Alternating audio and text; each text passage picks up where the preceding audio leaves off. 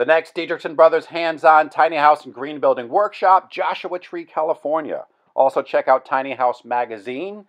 The details are in the description below. And 101 Tiny House Designs, the brand new book from Michael Jansen, loaded with tiny house layouts. Hey, what's up, DeekRelaxShacks.com. I am headed and pretty excited to visit some friends of mine, AJ, Zamora, and China Rose. They are the owners of a pretty incredible gypsy wagon you might have seen online. One with the kind of pulley-driven mechanical bed that raises up and lowers from the ceiling. I think you're going to love this one. So here we go.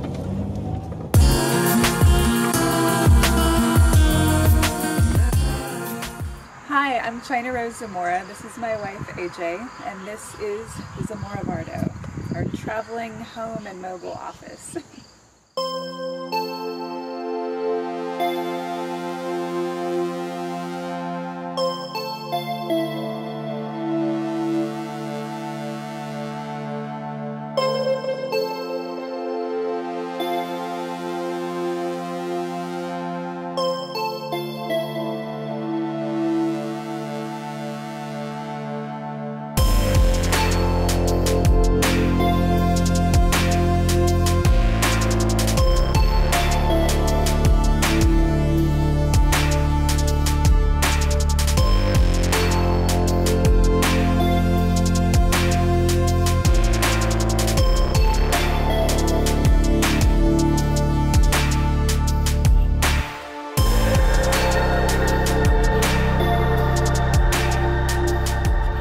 The number one reason we went to the tiny life is, you know, we wanted to travel, and we also wanted to maybe get a little fixer-upper and grow our own food.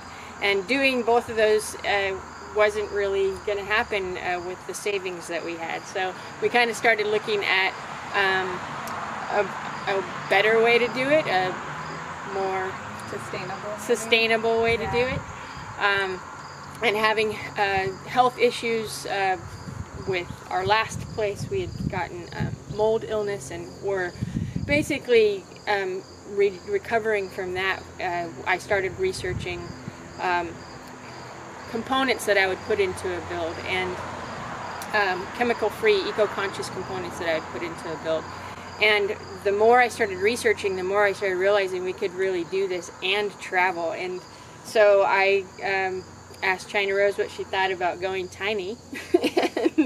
And my heart said yes right away. My brain took a little bit of time to think it over and plan and strategize. But how are we going to do this and still financially survive? I don't like that word, but yeah, just make it happen financially. And so we had already worked with clients online and over the phone across the country. And so it was like, well, why can't we just continue to do that and really expand our business to only be online and over the phone? And we were doing more workshops and retreats. Mm-hmm. And so it really just started to come together as far as like how we could really make it happen. The Vardo style just spoke to us both immediately. We just love the idea. I mean, I'm a nutritional therapist and herbalist, and AJ is a holistic healthcare practitioner and fitness coach. So we're traveling medicine women, right? Let's do this. Yeah, let's do it right. So that's where the Vardo style came from. And it really, you know, the slant of the walls really gives us the illusion of more space when you walk in. You'll get a feel for that. But you know, we love old world components, very rustic. You'll see we have, you know, a lot of antiques and things we've incorporated, but it's very much us. And yeah, we love sharing it with people. There's a lot of custom exterior touches from your metal siding, which you aged with. Right, so we just, it's regular metal siding. We just put vinegar, and that corrodes it to a certain rust point. And then once it gets to the color you want. Oh, my mom's home. Once it gets to the rust color you want, you just seal it with, and we did a low VOC sealant, which, because it has, it's not toxic, you have to put it on once a year, once every other year, or whatever, which is fine for us. And then, of course, the door is a pretty unique piece. We looked all over the place, online through different vendors for, the traditional Dutch door, the rounded style. We didn't find anything we liked. It's either too large or made out of fiberglass. So we actually found an artist in Southern California who does these reclaimed barnwood doors. And he is connected with an artist in Mexico that does the metal work. And so they said, what do you want it to look like? And AJ, we basically, timing-wise, had like 24 hours to get them our drawing of what we wanted it to look like. So I just started sketching, and we're both very much into the Art Nouveau, style. So this is kind of what came out of that. So both the exterior and the interior are tongue and groove cedar. We did a steel wool vinegar wash on the inside to create more of that aged look. We got to have a big hand in a lot of the components of the house, so that was a really fun project. So we have a lot of eco-conscious components. We've got recycled paper countertops from Paper Stone. We've got cork flooring from Cali bamboo, all formaldehyde-free. There's no sealant on the wall at this point. We've talked about doing some oiling to protect it. And of course the copper sink, I'm tempted to get in here and take a bath sometimes. It's one of my favorite components, and it was, it felt a little extravagant at first, the size of it, but now we realized, that the dish rack would fit in it, all the fruit bowls and stuff when we travel fit in it, so it's actually functional too. So this is China Rose's great-grandmother's dinette or dining room set, and it was in a state of disrepair. And when we were deciding what we were going to do with it, once we decided to do this project, it was like, if we store it, it's going to get more damaged. How can we honor it? So I crossed my fingers and I'm like, hey, can we chop it up? And so just trying to honor it without ruining it. I wanted to upcycle it somehow. So I asked China Rose if that would be cool. And I had that conversation with my mom. Luckily, she was on board with it. And so it's a great way to honor my Nana and, also bring something really personal into the house. So the table was, we had a carpenter work with it a little bit, and actually still pulls out so you can put a leaf in it. So we've sat 4 people at this table for dinner. Sometimes I'll pull it out. This is also a workstation as well, so with our laptops and files and all that. And it also, the legs fold up underneath it, and it folds flat against the wall. Oh, that's so cool. So that when we travel, it's not getting banged around.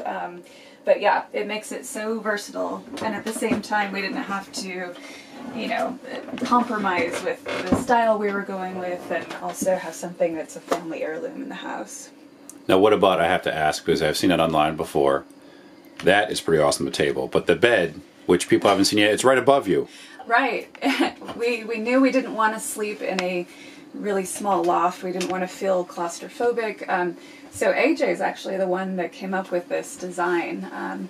Well, I asked if it could be done with ropes and pulleys and a hand crank, and I'm like, that's really what I want, a floating bed.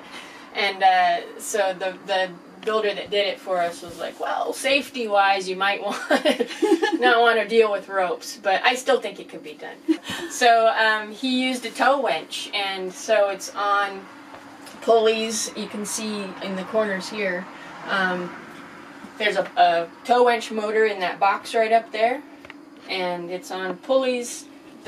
When it comes down and goes back up with a remote control. So super fancy. Basically, we just pull these pictures down.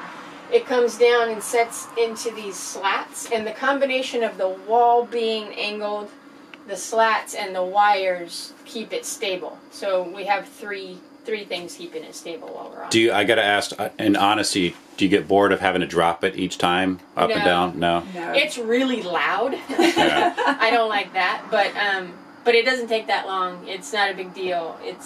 Yeah. And it's so worth it to have all this space during the day. Yeah, of course. And then when we're in bed at night, you know, we have the skylight above us, we have all this space, you know, all this head space at night, so it's yeah, totally I can worth stand it. all the way up with my head in the skylight. Oh, really? And the skylight helps too, and the curve of this, like the bow top, the Vardo gypsy wagon roof, Right. Yeah. eases the wall transition to the ceiling. It's a nice organic flow. I really dig that. Totally. Yeah, exactly. Yeah. Can we see it in action? Yeah. It's really loud. That's fine. I got my earplugs.